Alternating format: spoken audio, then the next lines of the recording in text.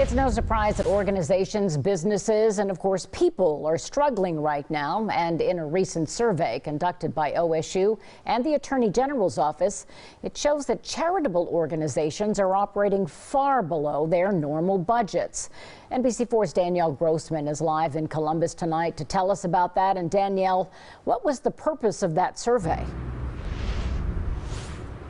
You know what, Colleen, the main purpose of this survey is to just educate Ohioans about the struggles that our charitable organizations are facing right now during this pandemic.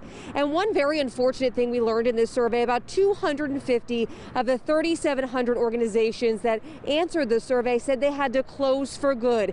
And one of the authors of the survey says she doesn't believe that is accurate. She believes the number could be increasing over the next few months.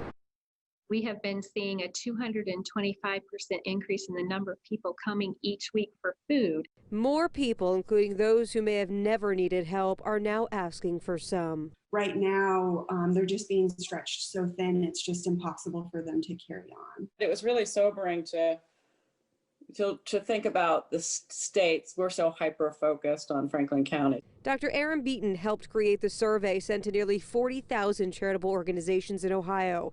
The first was in April, when she says many were fearful they would have to close indefinitely. The biggest concern across the board for everyone is revenue.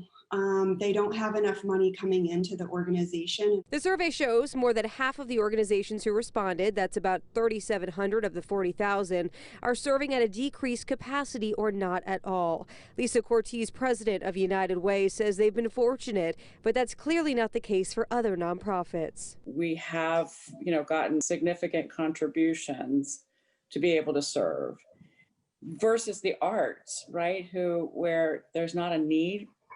They're not a have to have. She says the contributions locally may still not be enough. Long-term solutions need to be federal and not philanthropy.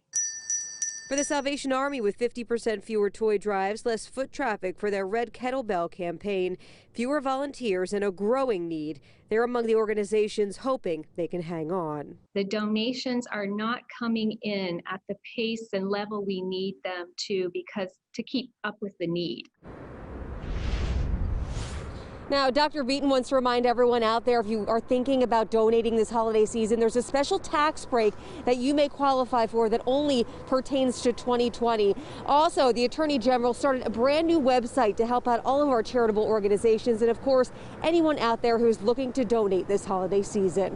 Live and local for you, Danielle Grossman, NBC4. Good.